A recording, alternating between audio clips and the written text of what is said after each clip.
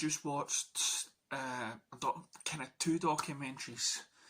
One was about Robert Kennedy and the other one was the making of John F. Kennedy. Now, I've always been fascinated, as you may know. I believe I've already done videos on the subject. I've always been fascinated with what happened to John F. Kennedy with the shootings, and of course the famous line, you know, were you the mystery shooter on the grassy knoll?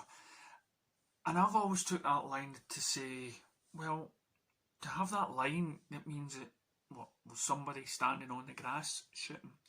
And I've seen documentaries that point the finger to different things. And after watching the film, was it Parkview, about the hospital that John F. Kennedy went to, it highlighted that the FBI or whatnot it was like confusion going on, and they were trying to get the bullet. Right? They were trying to get the bullet. They were trying to somehow rush proceedings on. And then I watched the documentary about the witnesses that heard the bullet coming from behind the car, and then it kind of pinpointed that it was an FBI guy or Secret Service, you know, and the gun came from one of their cars, maybe two cars behind. Could have been an accident, or it could have been on purpose. It's funny that, isn't it? Two cars behind, and we're going round in circles, and they went off by accident. It actually shot the president, who's a small figure in the distance. Now, he could have been looking at somebody, you could put the gun going off in his hand. I don't know, it doesn't seem likely somehow. And of course, the shooter up the top through the window, and then the mystery bullet and how the bullet went in all sort of directions. It was almost like there were two shots being fired in order to make sure that the person was dead, that the bullet were, you know, and then the cover up with the bullet with the FBI or Secret Service guy, they wanted to get it back so there would be no trace to the gun that the Secret Service used. And then you look at Robert Kennedy, who I didn't actually know too much of until I watched the documentary on Netflix. And the two of them to me are, you know, are heroes in their own right. Forget about the private lives. It's the morals that I love, the determination to make the world right. And both of them, as I say, believed on the same thing. And looking at John F. Kennedy and the struggles he had in a physical sense, and he wasn't all that smarter and everything else than his older brother, but he still managed to get there. And then you got Robert Kennedy, who was a great speaker, and he had, even after his brother got killed, he could still see the injustice going on. And there was the time in America back then was just, people were getting shot. Martin Luther King, Malcolm X. And again, the one thing I could never move back to is America, because it's a crazy place. And I watched that movie. It was one of my favourites of this year that I watched. It was the free billboards from, was it Illinois or Missouri or something? And it was about, you know, just a cop station, maybe not investigating as much as they could have, sort of the cops being sort of in power themselves, not doing enough to find out the killer. And all of this is connected. It's all connected. And so you've got two presidents, two people that line up to change the world. And then you've got some sort of organisation, even all the way up to the Secret Service, that don't want it and and then you've got the Vietnam War, that you can Google anything to see how bad that war was and how they actually knew years before that they'd actually lost, but they couldn't admit it because of money. And they were two people just trying to either stop the war. And I've said all that stuff about the aliens before, how they would have been told by some sort of knowledge that they had. But anyway, we're not talking about that stuff. We're talking about the changing that they wanted to do. And I must admit, Robert was just as good as John, and he expected to be killed. But when we look at the investigation that is still going on just now, people are not happy what happened. The fact that Robert Kennedy went into the kitchen when there was hardly any guards there, and then witnesses claim that they saw women and other people leaving the scene saying, "We did it, we killed Robert Kennedy," and there was more than one shot that was fired. There was more than one shot, bit like John F. Kennedy. So we take the biggest people on the planet want to make the world better, but because of the organisation, because as I say, presidents are only in power for so long, if they have any power. For so long they wanted to change it. It would stop the war and everything else. It would cost money and yada yada yada. Kill them seems to be the going thing round about then. People that wanted to better the world, stick up for the black people. That doesn't wash with a lot of Americans. Kill them, pin the tail on racist people or whatnot. Then of course you need to kill the assassin. Okay, so it's when Harvey Oswald, that supposedly was the only gunman to kill John F. Kennedy, he was shot, saying that he was a patsy and yada yada yada. But so you couldn't really, where's the law? Where's the law to keep this man alive? Surely he wasn't just shot by, was it an ex-cop or something that killed him?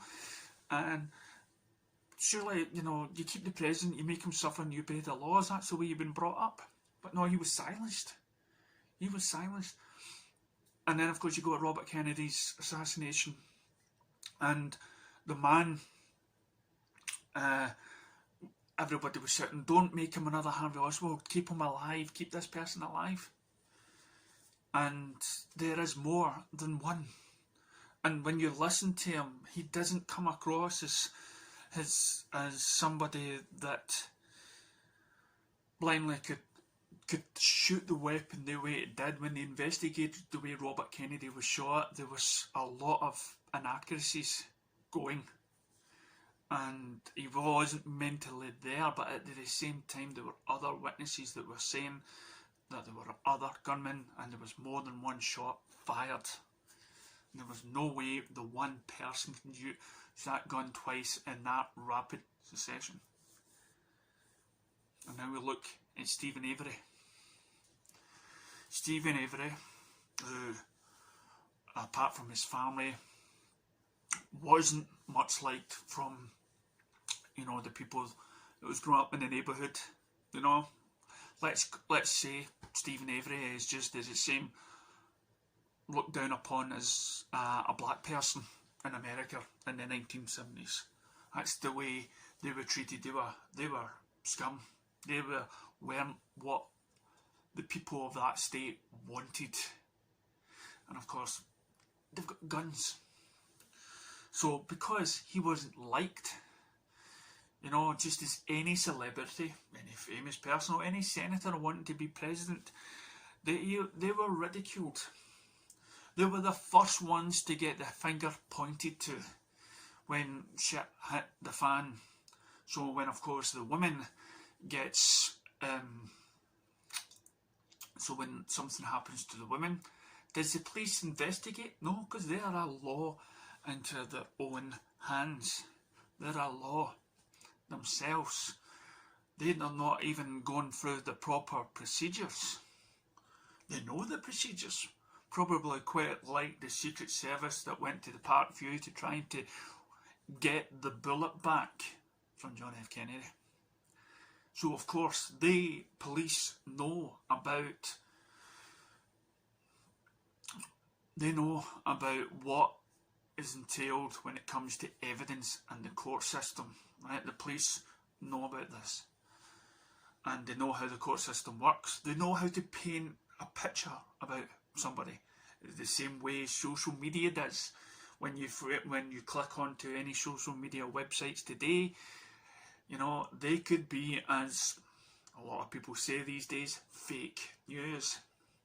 So even Michael Jackson got another cameraman to make a documentary about him, and you can spin it both ways. You can make him look good, and you can make him look bad. It's easy. Look bad, there's a thing.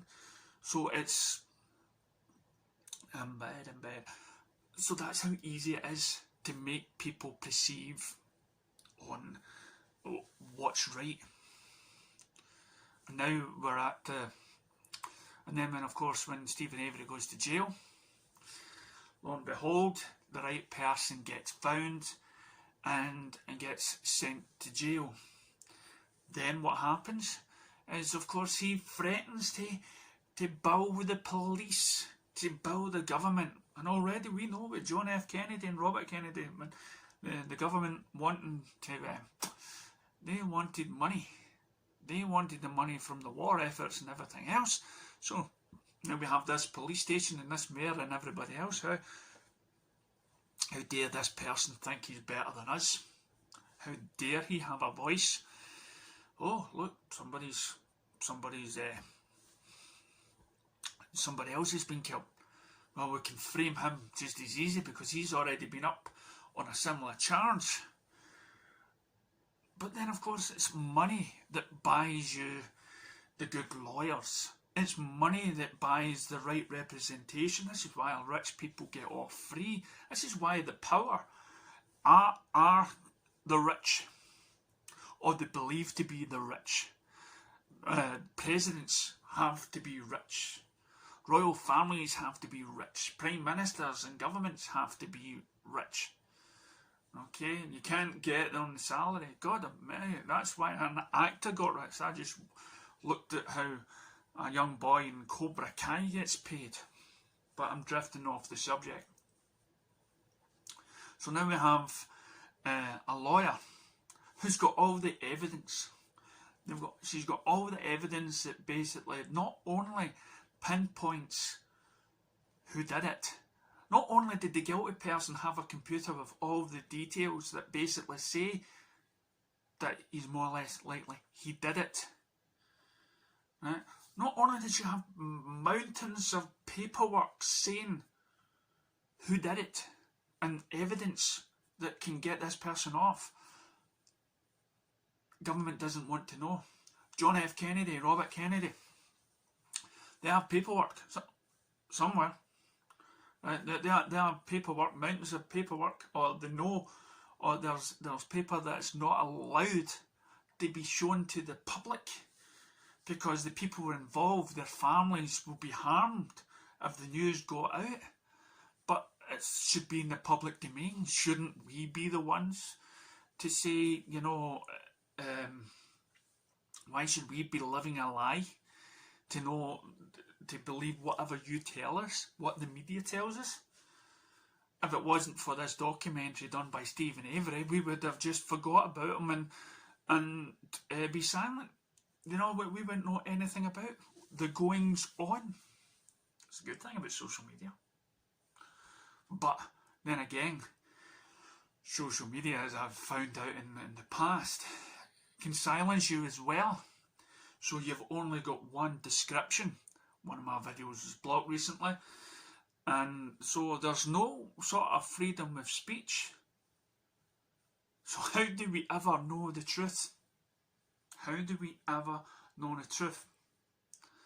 Well, it takes judges, it takes people to be open-minded, to think twice. But all these judges in Stephen Avery's case, they're not interested in seeing the case. They're not interested or worried about having a young boy who was forced, just like John F. Kennedy's assassination, Harvey Oswald. He was forced to say things, forced to write, "I did it." The interrogation techniques in both of them could probably be classified as similar. It's a kind of runaway jury. Did you pay the jury? The world is corrupt. From the mightiest president to the guy that works in a scrapyard. So what is the way out? The only way out I can see is keep voicing your opinions against those ones that still think you're nuts. That's the only way we can win. If you believe something full-heartedly, if you have truly investigated with all your heart and all your unbiased, then shout it out and keep shouting. Keep your truth out there. And maybe, hopefully, one day someone will listen, just like Stephen Avery's young brother. Stephen Avery's new lawyer. And Robert Kennedy's best friend, who's forever shouting out that justice has still not been served. We're not untouchable.